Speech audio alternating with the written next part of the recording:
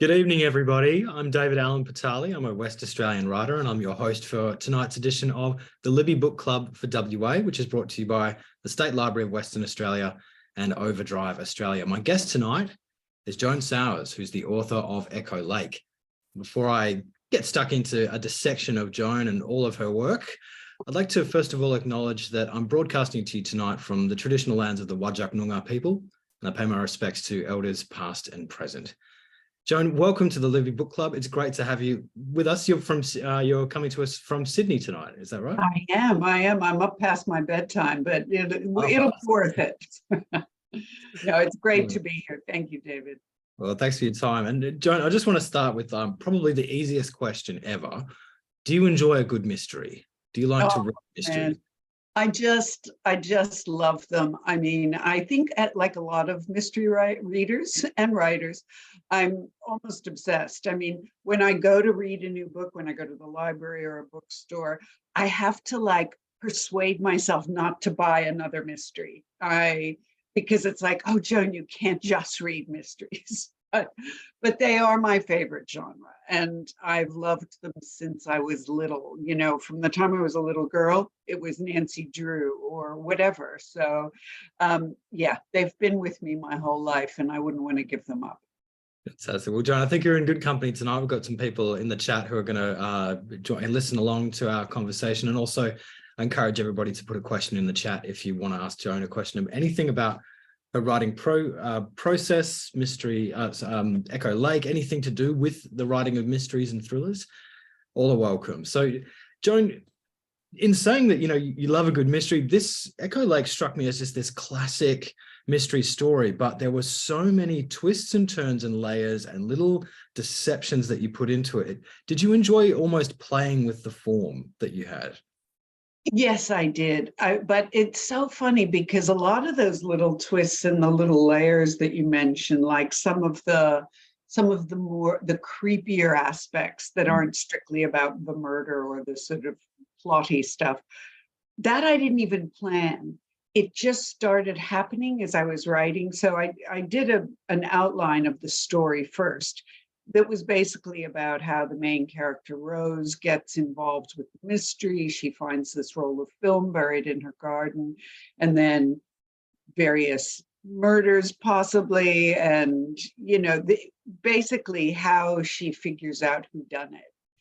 And then as I was writing it, because of the setting, it was really the setting of the Southern Highlands and the bush that reminded me of experiences I've had in the bush, sometimes that were really inexplicable, very creepy. And I just thought, oh, well, what if she's also in tune with that stuff? So it wasn't like I sat down and said, I'm going to play with the form. I'm going to break the formula a little bit and do something different. It was more the sort of comfort I had within the outline I had created to kind of explore a little bit and just follow my instincts rather than it being a kind of masterminded, you know, exercise in playing with form. But however it happened, I'm glad I sort of followed my gut. No, absolutely. That's what I really appreciated. It's a story, it's a journey, it's this whole exploration of character as well. And then the whole time is this a red herring? Hang on a sec. Am I being led down the primrose path here? And sometimes, yes. It was a great, I was saying to you earlier, you know, we've had a lot of rainy weather here in Perth. So this was my rainy weather read, which kept me, you know, looking up in the ceiling sometimes. What was that? What was that noise?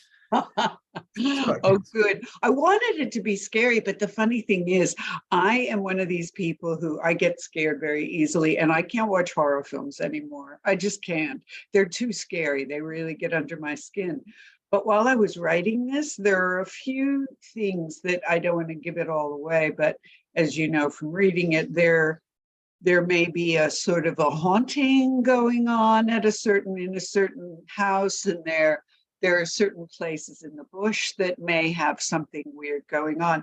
And as I was writing them, I was scaring the shit out of myself. And I would have to stop, and I couldn't write any of those Those scenes at night, I would have to just only do them in the morning when the sun was out, because I found I was, even though I knew what I was inventing, I was scaring myself. So I really did enjoy those extra thrills.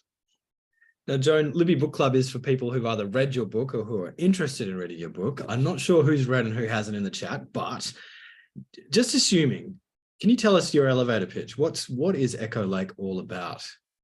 Well, it's about a woman who is leaving her life behind in the city. She's leaving a long marriage, and she's always had this fantasy of living in a little cottage, a little wooden cottage on a creek, in the bush in the Southern Highlands. So she has this sort of starry-eyed idea about what it's going to be like to live in the country with all these lovely country people and all the warmth and the small town generosity. And instead, what she finds is something quite different. But on that journey, she actually comes to make new friends, better friends than she's ever had, and unwittingly becomes a kind of amateur sleuth, a la Miss Marple, but she uses her skills as a historian, which is what she does for a living. She's a historical researcher, and also her sensitivity to places where she can pick up echoes from the past to eventually find clues and decipher puzzles and figure out, even though the police, with all of their resources, couldn't do it, she can figure things out in the end. And what's the central mystery here? There's a missing woman. There's a roll of film. Yes, well, in fact, that's so funny, because when I first moved to a small town, within the first week, I ran into this woman at a cafe. I didn't really know, but she sort of sat down at my table and we had a coffee together. And she was saying, "Oh, welcome to the town." And we have when I first moved to the town, I was in my garden digging up some bushes, and I found a roll of film.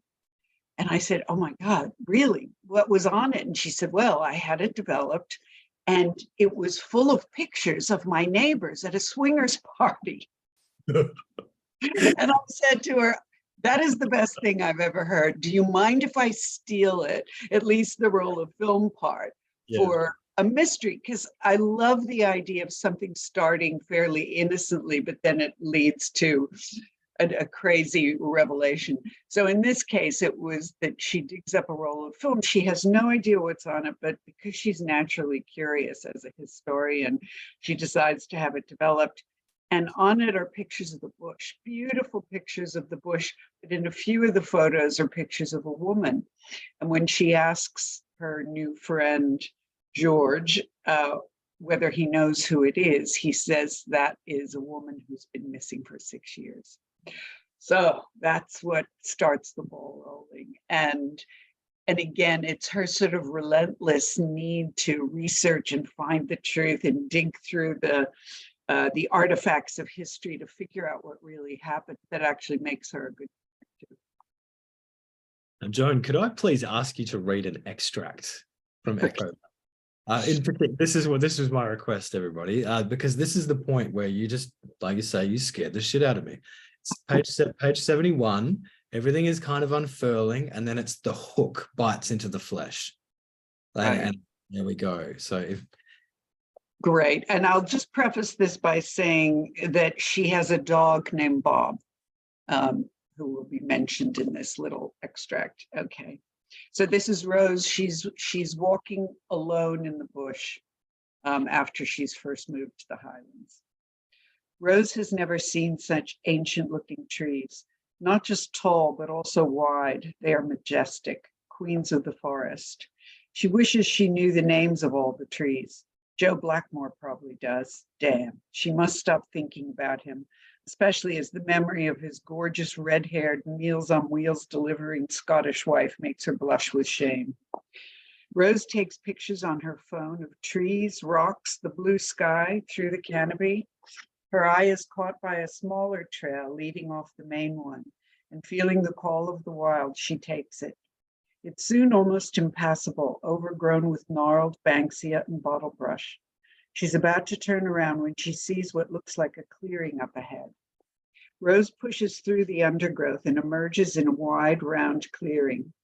There's a low sandstone escarpment around part of it and a thick stand of trees around the rest. It's beautiful. At least it should be beautiful. All the elements are right, but something is wrong. She looks around, searching for the source of a growing sense of dread. It's dead quiet. Nothing is moving. Not a leaf, not a blade of grass. There is no bird song, no buzzing insects. Even though the sky is clear, a shadow like a mist falls in front of her eyes, and a foul smell fills her nostrils. She feels a surge of nausea. Rose starts to gag. The nausea is overwhelming, and the fear. She thinks that if she doesn't get out of here, she will die. She tries to figure out where she entered the clearing, but it all looks the same. Dense banksia, thorny scrub, high grass, bottle brush, all forming a natural barrier to escape. She's starting to panic when she thinks of Bob. If she dies out here, he won't get fed. That was so fun to read. I've never read any of the book out loud. You should do more. Well, but it's funny because I know where the accent belongs. I know where the pauses belong, but I haven't read it out. But it was funny. It conjures that sense of dread, which, as I mentioned before we started the Zoom, has happened to me, and I think it's happened to you in certain places. And in a couple of places, I later found out what had happened there in the past, and it was pretty shocking anyway. Yeah, there's definitely a power to that. And I read once that, the god Pan, the Greek god Pan, a Greek friend told me that feeling of dread you get is the god Pan messing with you. Oh, really? Yeah, when you're alone in the woods, and I think about that because I like to go for walks, and I find myself in these like bushy places, and I start thinking this is great. And then about 5 minutes, and I'm like, oh, hang on. Listen, no, me too. And I like walking alone. I prefer walking alone. I mean, I think that's where you really get a sense of the forest, and you absorb all of the wonderful vibes of the natural world. But there's been a few times where. Once when I was in a forest in Bavaria, I was on a script workshop thing, and I had gone for a long walk deep into the Black Forest. And I know something was there, whether it was watching me, whether it was a ghost, whatever it was, something, and I could hear something, and I wasn't sure whether it was following me. But I got back to the hotel, which was this sort of weird place, which I'm sure was haunted.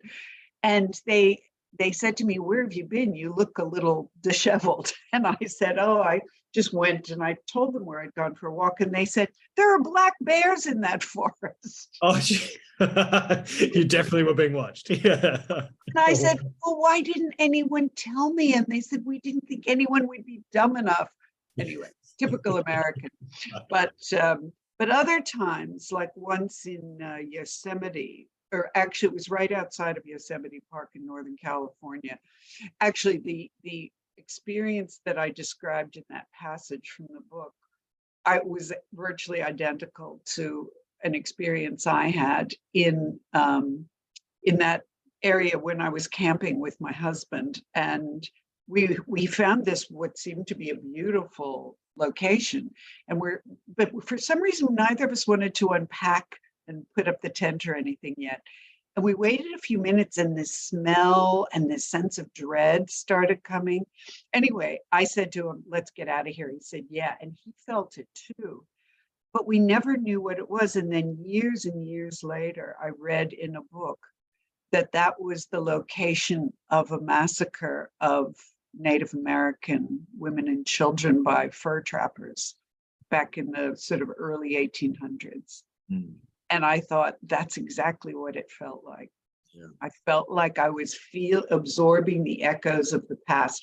And that's, of course, where the title of my book comes from. And this idea that Rose is a historian, just that there are echoes from the past and from the country that we live in that remain, and that if we're open to them, we can feel them. That's a theme, and even a device all the way through the book. I mean, can you tell us a little bit about where Rose actually is in that passage, where using her historian Yes. power, she discovers. Yes, well, that is where the title comes from, Echo Lake. And it's, even though when she goes there that first time, there's no water, there is no lake. That's the funny thing about the title too. It's a bit of a furphy. There is no water in Echo Lake. It used to be a lake. So it's this idea that a place that once was something might not be the same thing anymore, but it'll have echoes of what it was in the past. So, as you know, has happened so often over the course of Australian history, in rural areas where, you know, there were once water sources that then, you know, when white settlement happened, they diverted that stream, or they used the water for irrigation, or, you know, there are a lot of reasons a lake can dry up, but often it's human intervention. And that was sort of what I imagined. So when Rose is actually in an antique shop with her sister in a later scene in the book, she finds an old map. And I love old maps. I love the idea of finding clues in an old map. But on this map of the Highlands, she finds Echo Lake outlined as a lake, as if it's still filled with water. So she starts to get an idea of what it once was, and she starts looking into its history, and there are all sorts of rumors about what might have happened there. So it's all part of her. I mean, I sort of jokingly call it her superpower, but she is both a good researcher, but also just very instinctively attuned to the past. Yeah, she was a great central character. I really enjoyed her journey of, you know, she comes into herself, she comes into her power, and it's of a good person finally realizing, hey, hang on, I'm actually pretty good, and I'm actually pretty powerful, and yeah, I wanted her to have a big journey. And that was actually tricky because I think in the first draft of the novel, I wanted her to sort of start out weak and become strong. But I think I made her too weak at the beginning. And when a few early readers of the first pass on the manuscript were like, she's a bit of a wuss. And I was like, oh my God, I don't want that. I want people to like her. I want her to be vulnerable, but not weak. So, you know, as a writer, I'm sure you know, it's that fine line where you try to pitch a character with enough room to grow so her journey will be interesting, but you also don't want to make her unlikable to start with. So it was all about that, finding that sweet spot where she's relatable, but still has a lot to learn. And then you got this great cast of characters all the way around. D.I. Joe Blackmore, you know, does his voice kind of sound like this? He's got this yeah. Well, it's so funny. Even more like Chris Hemsworth kind of thing, right? It's so funny because I imagined his voice like Russell Crowe. Yeah. But and that was what I originally had in the manuscript when I mentioned his deep voice. And a couple of my editors, who are clearly much younger than I am, were like, I don't even know what Russell Crowe's voice sounds like. And I'm like, haven't you seen Gladiator? Come on, yeah. Fantastic deep voice. And they were like, well, maybe think of someone who's more contemporary. So I thought Chris Hemsworth will do. That's great. And then the evildoer, Ray Mullen, you know, with his stare, the way he stares, the threat of him. Yeah, he's kind of this bomb thrower that shows up every now and again. Yeah, I mean, I think, again, he was based on someone I met when I moved to a small town and had a road ragey incident with. And it is interesting how what I wanted to do with a lot of the characters was, especially the suspects in the murders. And I wanted to create a range of suspects, you know, from super innocent seeming to super guilty seeming. And I think the fun thing with a character like Ray Mullen, because he's so obviously bad, is you think, well, it can't be him. But then as time goes on, you think, oh, well, maybe it is him, because it makes perfect sense. It makes such perfect sense. So I loved playing with a guy who was just almost the stereotype of the mustache twirling villain. And, without giving anything away, using him as to really taunt the reader into trying to figure out whether it's him or not. Joan, we've got lots of questions in the chat. Everyone's I've been glancing at them.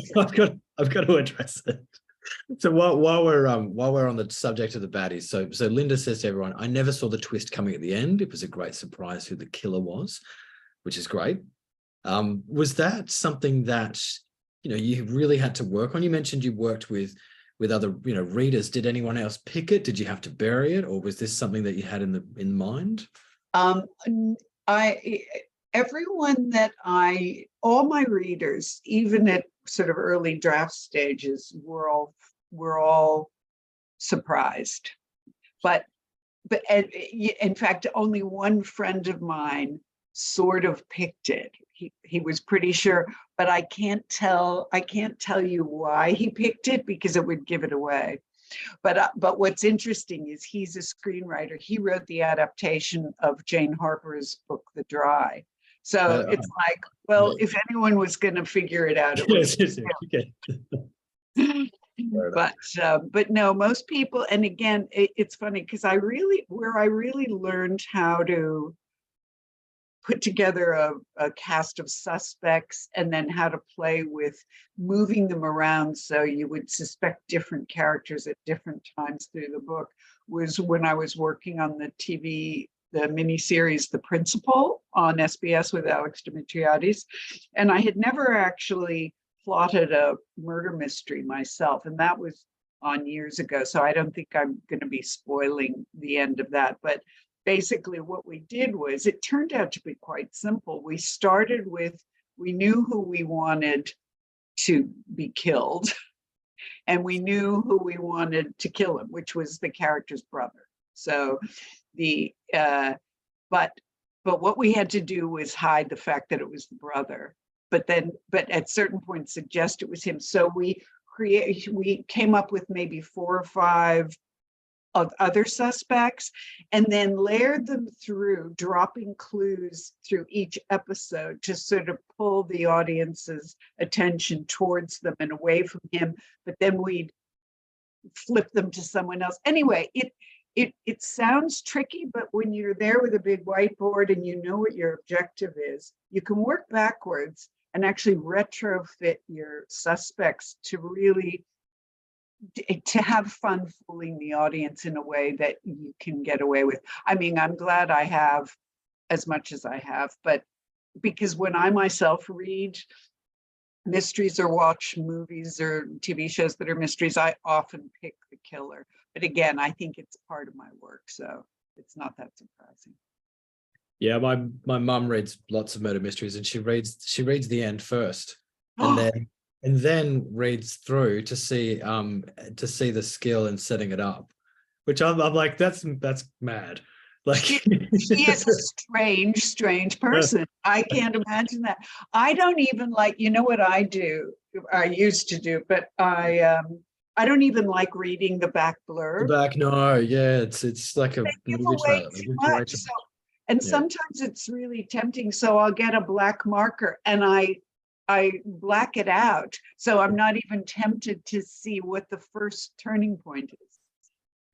Well, Mike Smallman in the comments says, thank you for writing this book. I do not normally enjoy supernatural experiences, but I think you skillfully merge Rose's perceptions and intuitions to add another element to the story and her character development. Sort of just looping back to what we were talking about before. There are so many moments in this book where it's like someone's walked across your grave, and there's these little flashes, and the Southern Highlands setting, the rain, the changing in the seasons, it creeps you out. And then so was that an interesting thing and just an extra element to play with, or was it, like this was something that you could really lean into? It was something that I just sort of leaned into. I was surprised how much I did lean into it. And once I had decided to make Echo Lake, give her a sort of this strange either premonition about what happens to her or her picking up echoes from the past, once I gave myself permission to do that, then when I got to her friend George's house, Threave House, I had not planned it at all. And I was writing the scene where she's just visiting him at his house. And I suddenly had her feel like someone was watching her in an empty room. And so I created that whole sort of subplot with the history of the house and the previous inhabitants and the woman in the back room. And, you know, again, I kept wanting to put in things that I loved from books that I've loved in the past. You know, I remember thinking about Grace Poole and, you know, Jane Eyre and books where in the end it had a more logical or less supernatural explanation, but that in any case set up a kind of creepy vibe that I think you can really have fun with. But I didn't want to take it too far. In other words, I was really conscious when I wrote this book of not writing something that was grim or horrifying in a way that some books just take me too far. And also, I'm not very good at writing those sorts of violence or, you know, the shocking horror stories. But I did want to convey that sense of just creepiness that I think most people are sensitive to when they walk into a place that has a weird history or so I just, you know, I really wanted the reader to feel what I feel in those places. So that was my goal. And speaking of places, I love that you have a map. One of the first things I said to my publisher was, can I please have a map? Right. Yeah. It just instantaneously builds the world in your mind. You know where you are, but then it doesn't show everything. So it's still it's a bit of a maze. Yeah. Yes. And in fact, it's funny because my map maker, who is a brilliant guy, he also does the maps for Chris Hammer's books. And I had just read The Tilt when he was working on my book and on my map.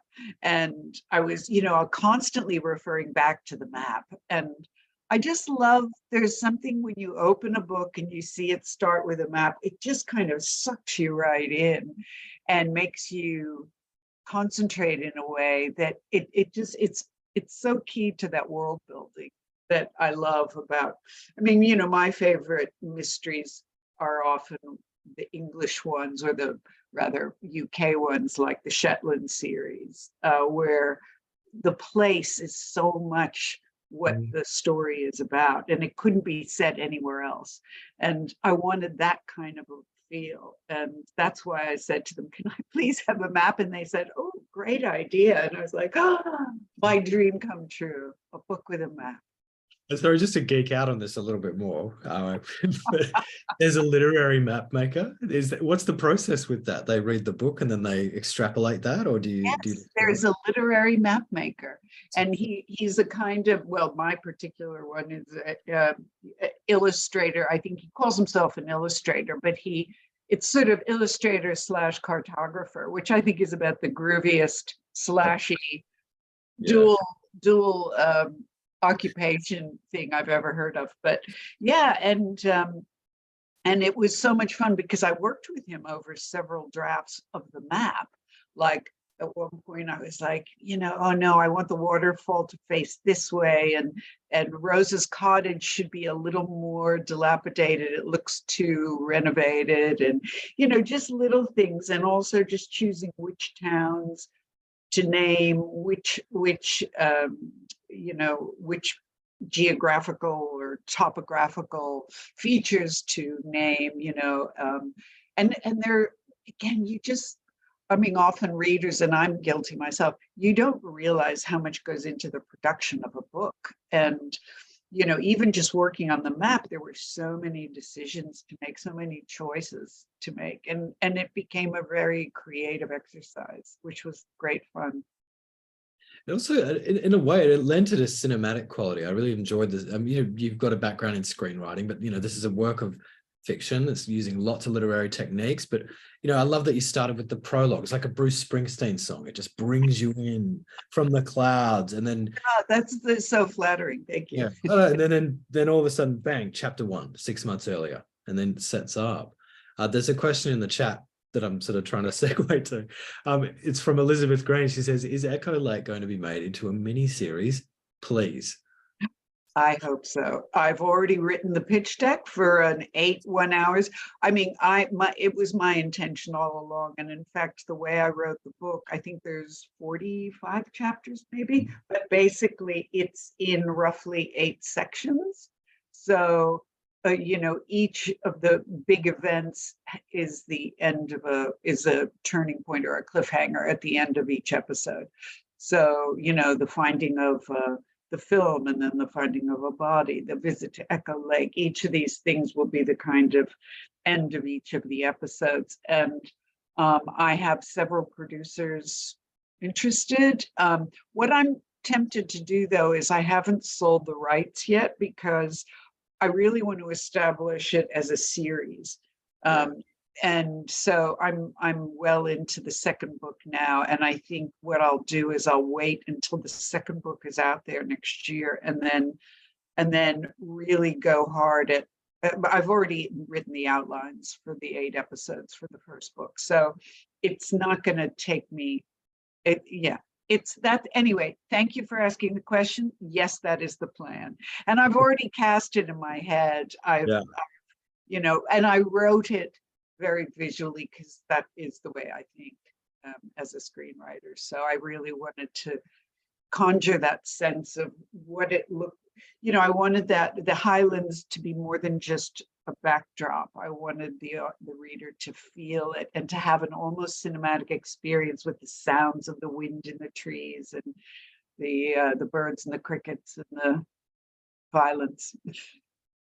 But it'll be dark, but not like Borgen dark. Or Polder. No, exactly. It's Australian. It's funny. There's lots of humor in it. Like there's lots of questions about the sister Kim. She's a firecracker.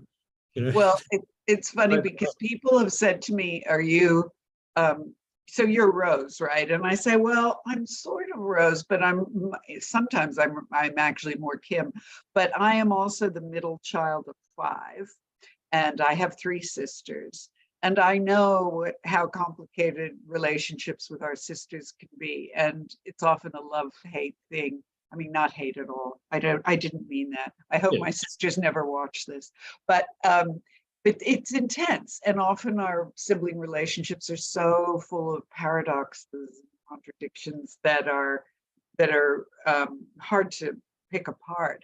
But I wanted her and Kim to have the kind of closeness that's both wonderful and suffocating and annoying and funny, because they just take the piss out of each other all the time, and that's what you do with your sister, I think. And so and in fact, it's funny because my very first idea of Kim was just that she was Rose's best friend, and then I thought, well, if Rose is leaving Kim behind in the city and moving to the Highlands, what's going to put even more pressure on that? And I thought, oh, if they're sisters, then it's real abandonment. And then I thought, well, what if Kim was the one who raised her from when their parents were killed when Rose was in her teens?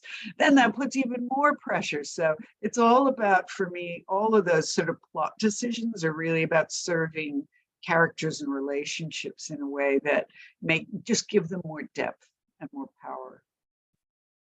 Got a couple of really cracking comments here from someone called Liz, which is great. It's a bit of a change. So Rose's attraction to the police officer, D.I. Blackmore, reminded me of the line in Alanis Morissette's song, "Isn't it ironic? Meeting the man of my dreams and then meeting his beautiful wife. I'm very happily married, but remember this happening to me frequently before meeting my now husband." I love when you introduce the wife where it's like, she's just perfect. And it's like, damn it. Yeah. Exactly. Yeah. Well, that's also one of those things where I thought I wanted Rose I wanted her to have a crush. And I thought, well, the detective in the story, he's got to be the guy. But then I thought, but you can't, rule of thumb in storytelling, screen or books, is you can't let them get together right away, if ever.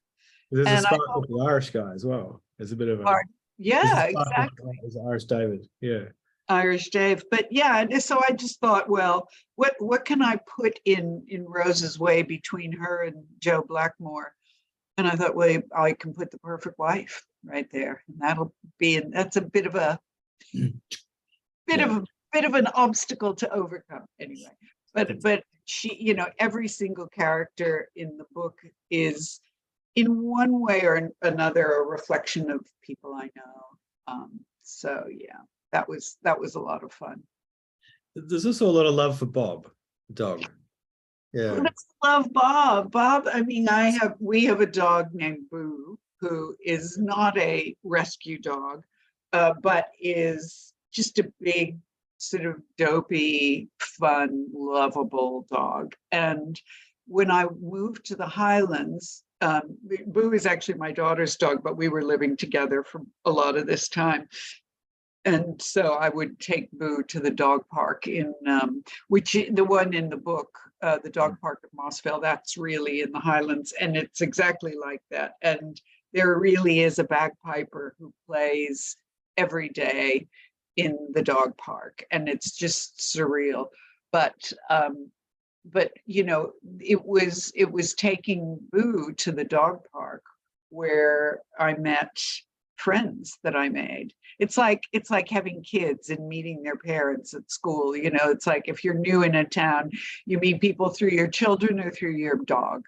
So for me, it was through Boo. And I thought, well, Rose, we have to give Rose a dog. We can't have her completely on her own. And then the more I thought about the bush setting and how Bob and his sniffer dog, sense might come into play, I thought, well, we can, again, I didn't want Bob just to be window dressing. I wanted Bob to be instrumental in the plot. So Bob is very much an important character in the book. Someone else I really enjoyed was George. He was, he had lots of layers to him, and he treated him with such dignity, especially in the beginning. Yeah. Like when I think Rose realizes that she's embarrassed him. I couldn't be with you. I've got George. I'm not going to be with you. Right. Yeah, there's nice little turns. Yeah, I think it is that thing that happens even with good friends where you can just say one thing and it's just the wrong thing to say, and it's how we handle that with each other. I mean, it's funny because in writing the book, I really wanted to demonstrate the kind of mutual respect and kindness that most people have for each other. And I think in so many murder mysteries, because of the genre, people are just nasty to each other. Yeah, they're generally nasty and hard and cynical. And I thought, well, why not have a murder mystery where most people are actually really nice? And I mean, I'm a big fan of Alexander McCall Smith, the Number One Ladies Detective Agency series, and 44 Scotland Street, all Isabel Dalhousie, all of his series I love. And I love the way, oh, how funny. Because of it. But I love the way he depicts relationships and how, nothing hugely dramatic happens in them usually, but it's all about just those little twists and turns in friendships often that we don't see coming and that we have to make repairs to or whatever. And I wanted to make sure that my characters reflected that kind of society, because I think that is the society, luckily for most of us, that we live in. And yet there can still be terrible darkness within those societies. So that's the sort of place I wanted to go. It's really interesting you talk about it, you say that. Yeah, this is a page turner. You have to keep going, but you're not ever hurried to tell the story. There's always, you're exploring the world so deeply, and there's always so much detail, and yet it just keeps it just keeps going, and you're getting toward this end. Was that something that just happens, or did you? In fact, because I'd never written a novel before, I'm used to writing screenplays where, you know, it's all about action and behavior and keeping things moving, and also, you know, having really short scenes to keep the viewer interested. And what I loved about writing the novel was giving myself permission to let the story and the characters breathe. And at first, I was really timid about it. And then again, it was with a few of my early readers who said, you know, you can expand on this a little bit. You can, you know, let us know more what's going through Rose's head, and you know, talk more about the Highlands. And so once that was, I was encouraged to do that, I was like, yeah, I can just really meander through this as long as I have what we call in screenwriting the central driving question is always driving things forward. So I was careful to make sure that even while Rose was doing things like going off to the nursery to buy some plants for her garden in honor of characters who shall remain nameless, I made sure that, like, at the end of one of those meandering chapters, there was some sort of a hook that brought us back to the murder mystery. So it's like, just when people think, oh yeah, I can go to sleep now, I would say, no, you can't, because I have something that's going to happen, a little plot point here, like when she finds Ray Mullins has come to her house when she's put the security cameras up, and you know, and the phone call from Brett from prison, things like that. Don't want to give too much away, but I know how to bring us back to plot when we've been wandering amiably through the story. Now, Joan, just in your about the author at the end, your CV is incredible. So you're born in New York, you're a screenwriter, producer, and author. You've worked in London, LA, New York, settled in Australia, but you've lectured in screenwriting in Sydney, London, Paris, Berlin, and Casablanca. And you've had 14 books published in Australia. You've written for the editor on, script editor on films including The Babadook and TV shows Rake and The Principal. What attracted you with this debut novel of yours to write in about such a specific place in Australia, the Southern Highlands? Well, I think all of my favorite mysteries, whether they're American or British or Australian, are all very entrenched in place. And it's my favorite genre to read. So I always wanted to write something, and I knew I needed to find the right location.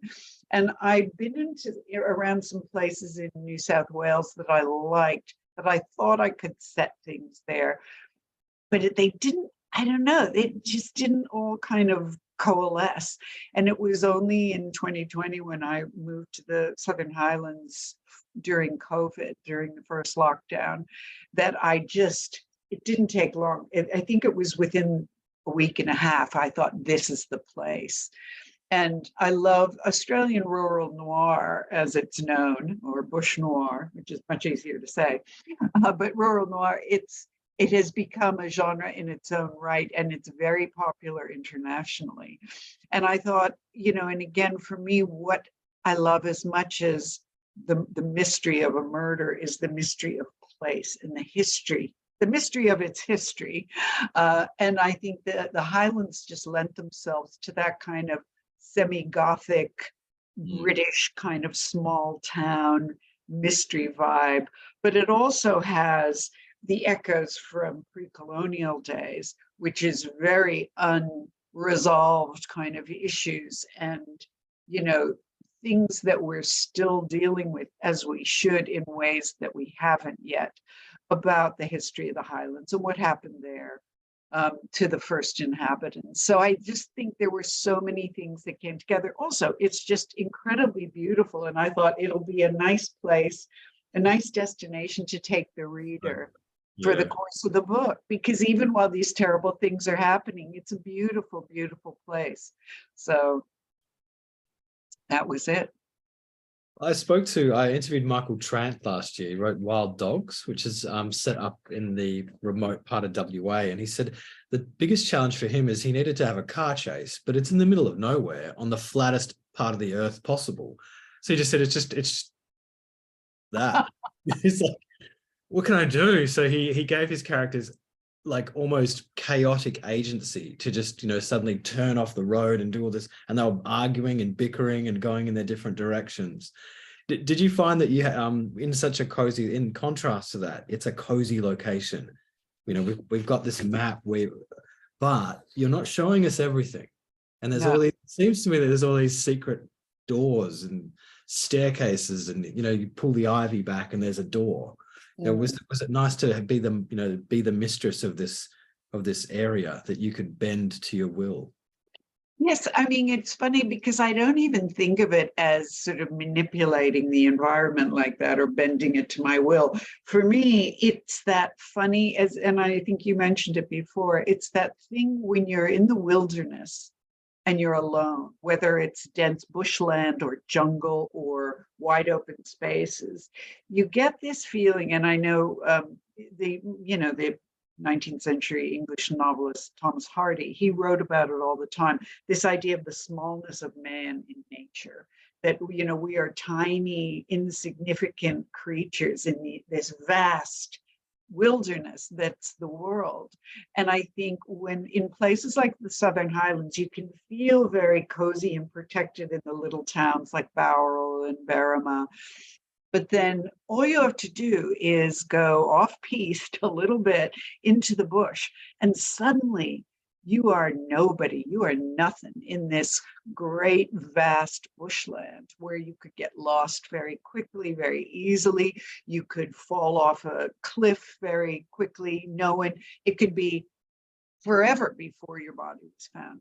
And I think what I love is that juxtaposition of the cozy prettiness of the little towns and the sense of protection and comfort that sits right next to this sort of dangerous vastness of the wilderness.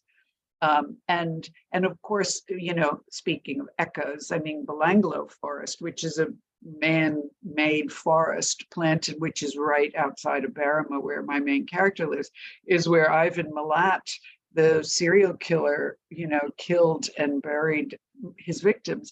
And so I think, that I mentioned that in the book because it's a reminder that while you're all out there at your wine tastings and antiquing in these little Southern Highlands towns, there are these wild places out there that are just outside your door that could get you at any time. So I liked the idea that I didn't have to change that environment. I think it was just getting my character to enter those environments and enter them alone that made it interesting.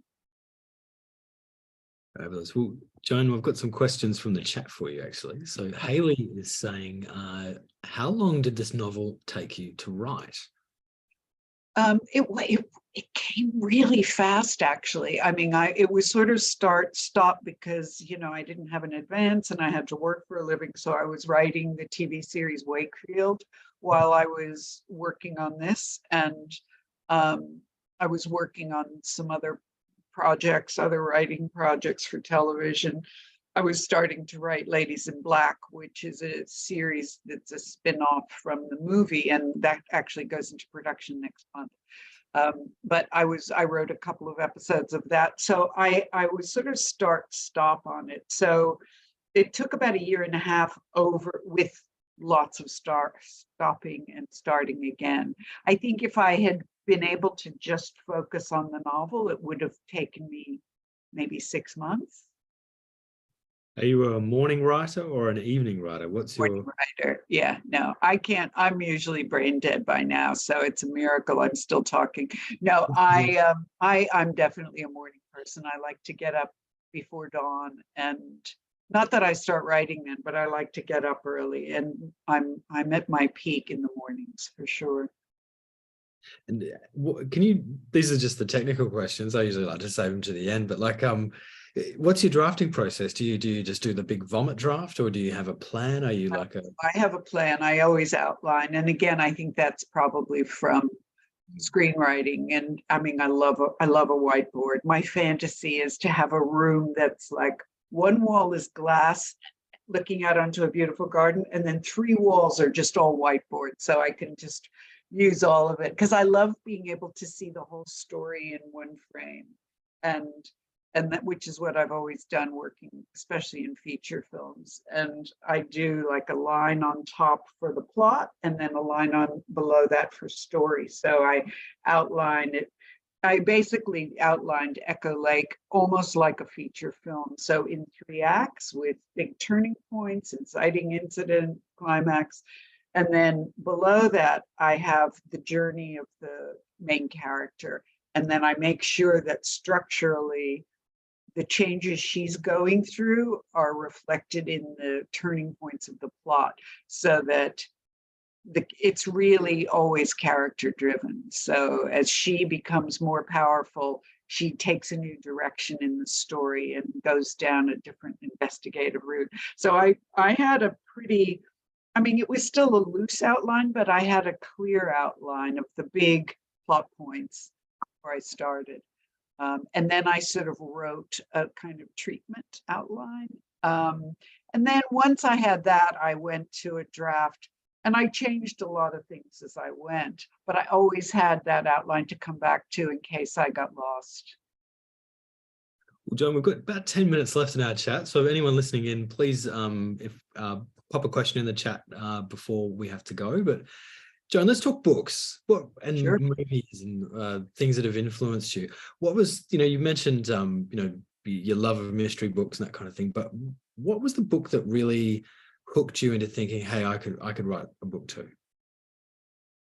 I'll tell you exactly. It was, there's an author named Ellie Griffiths, an English author, and she wrote a series called the Ruth Galloway Mysteries. And her character, Ruth Galloway, is a forensic archaeologist. Very similar. She's a kind of amateur sleuth, but with her own professional expertise that is useful in solving mysteries. And I fell in love with that series. I think it's up to now 14 or 15 books, and it's just finished, the Ruth Galloway Mysteries.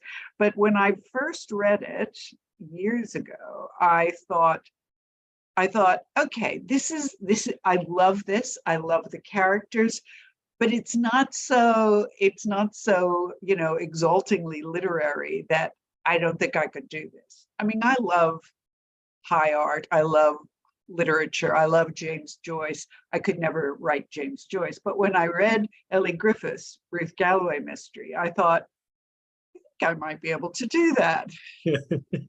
I mean, I wouldn't dare say that to Ellie's face, but I had that as in mind. And, the idea of it being a series, the idea of her being a kind of slightly vulnerable, slightly unsure of herself, and yet very accomplished professional. I thought it's exactly the kind of character I like to spend time with. And I think that was more it than the idea that I thought I could do this. It was more, this is exactly the kind of book I like to read, and there aren't enough of them, which is a story about a woman who's really relatable, where there's a lot of warmth in the story, beautiful locations and settings, destinations I want to spend time in as a reader, and they solve a murder on the way. And I thought that's the sort of accent and weight I want to put on the various elements. And so I think those books really inspired me. And then I got into all of the Anne Cleeve's books and the Shetland series, Vera. But I go back to Daphne du Maurier and Rebecca and P.D. James, all of the Adam Dalgliesh series, and and there's a wonderful series of books by an English writer named Nicola Upson, the Josephine Tay Mysteries, and she's done a really interesting thing. She's taken a historical character, Josephine Tay, who was a real English writer in the 1930s who wrote mysteries, and one of her books was adapted as one of Hitchcock's early films made in England. Anyway, she's taken her as a character and spun all of these crime stories out of her you know, a imagined life. And I love that series too. And that was very much sort of, I thought that's in my wheelhouse. I could do something like that maybe. Oh, I like that a lot. And also with screenwriting, what sort of movies do you like? What sort of TV series, you know, what lights you? Mystery. I mean, I like everything. I love, you know, gritty family dramas. I like action movies. I like mysteries. I like rom-coms. You know, good movie's a good movie. I'll like any genre, but I am particularly fond of old mysteries. I love Dashiell Hammett. I love Raymond Chandler. I love Hitchcock. So, you know, give me The Big Sleep or any virtually any Hitchcock, and I've probably watched them 50 to 100 times. Oh, fantastic! Yeah, yeah. And, So, what are you reading now? What's on your reading pile? I'm reading the bookbinder. I'm reading the Bookbinder of Jericho right now, which I'm enjoying a lot, which is great fun. And I came late to the party with Pip Williams, and I haven't read Dictionary of Lost Words, but so I'll read that after. But I also, let's see, what else have I read lately? I just read Candace Fox's new book, Fire with Fire. Yeah. Which was great fun. You know, she's great. You know, she's an Aussie writer who made it big in the States, co-writing with James Patterson, and now she's writing her own sort of American, but there's still a bit of an Australian flavor to them. But Fire with Fire is set in LA, and she's great. She writes the kind of books I could never write. She writes great sort of big action set pieces, which is so not the way I tell stories, but I love reading. I absolutely love it. So yeah, I read a lot of. I just read Stanley Tucci's book Taste, which is kind of food memoir, which I loved, and I grew up near where he grew up in Westchester, in the suburbs of New York. So it was a real blast from the past for me. I enjoyed that a lot. And Joan, just looking at the names in the chat, there's a couple of, you know, aspiring writers, emerging writers. What advice would you give to writers who are giving it a go, who are trying to put their first book together as well? Go for it. And that I think the best advice I gave this advice to a young writer recently, and when she came back to me, she said, it has completely liberated my writing, and I'm much more confident. And that is advice that Mario Puzo, who wrote The Godfather, said. And he said very simply, the secret of writing is rewriting. And so don't worry about your style or how perfect the sentence is. We're not Hemingway. There was one of those and he's dead now. So just get on with it, write your own thing. And then you can go back and your second draft and your third draft will always be a million times better than your first. So just don't let that fear of not being wonderful stop you, because you can always make it wonderful later. Well, Joan, congratulations on Echo Lake. I'm told by Julianne Tobin, who convenes this group, that you've had something like nearly 1,500 ebook and physical copy borrows of Echo Lake in the past couple of weeks, which is incredible. Yes, it's doing really well. Yeah, I'm thrilled. I mean, I'm so thrilled that people have actually are enjoying it for the same reasons that I wanted to write it. You know, they're getting the warmth, and they're getting the sister relationship, and they're being fooled about who done it. So I'm so pleased, and I'm really grateful for the opportunity to talk about it. So we've just got Julianne says 1,379 loans for the ebook and nearly 100 for the audiobook. I've got 2 minutes. Are you happy with the audiobook? Do you like your narrator's voice? Yeah, I loved her.